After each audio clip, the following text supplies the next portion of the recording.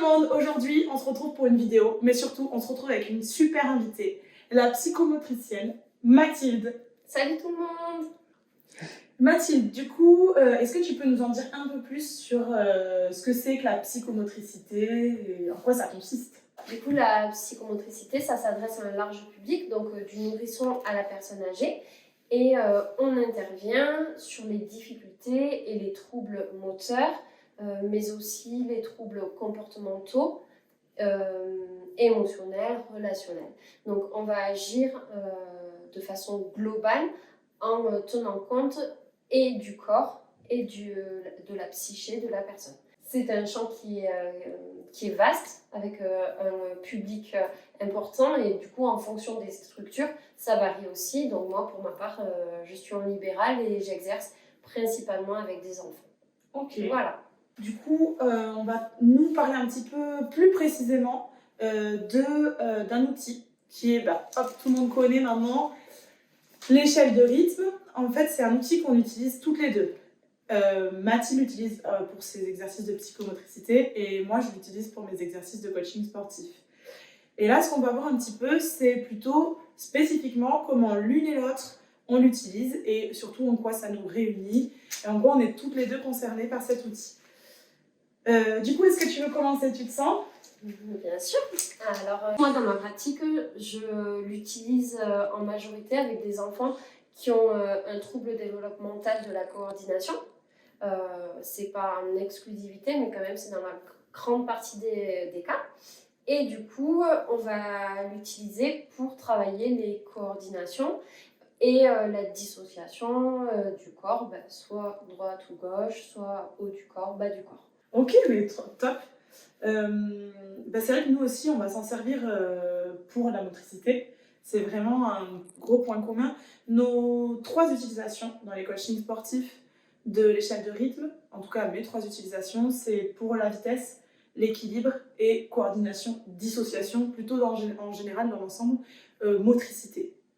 Du coup, la motricité, c'est l'ensemble des informations nerveuses et musculaires qui permettent les mouvements volontaires et automatiques du corps. Donc, quand on se sert de cette échelle-là, on va énormément forcément solliciter la motricité. On va travailler des exercices où on sépare le haut du bas du corps. On va avoir des exercices où on va aller le plus vite possible pour essayer de travailler cette fois-ci la vitesse plutôt.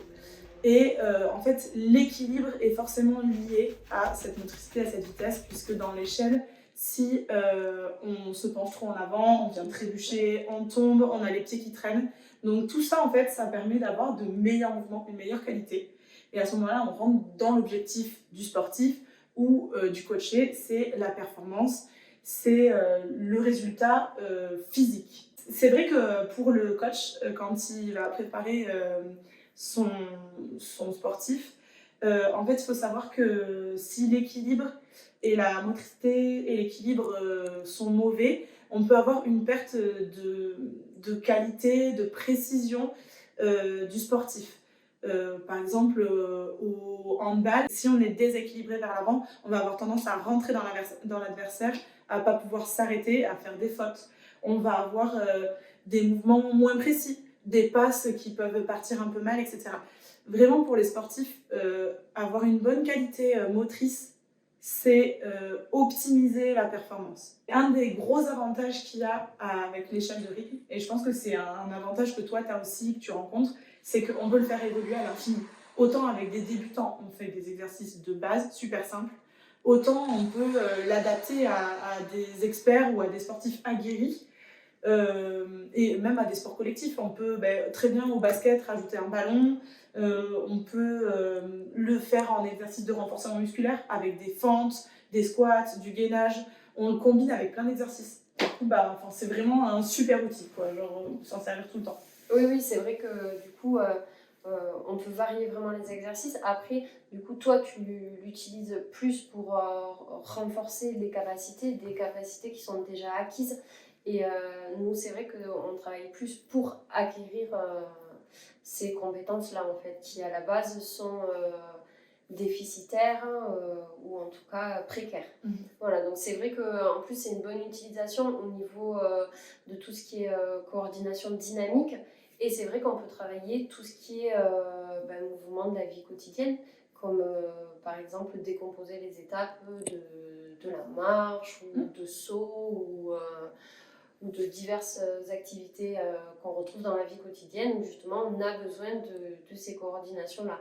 Bon, ben du coup, c'est la fin de la vidéo. J'espère que vous avez bien aimé. N'hésitez pas à vous abonner à ma chaîne et à la chaîne de Mathilde si ça vous a plu. Je vous mets bien sûr les liens de sa chaîne YouTube, de son Instagram dans la description. N'hésitez pas à aller faire un tour, il y a plein de super infos, c'est top du top.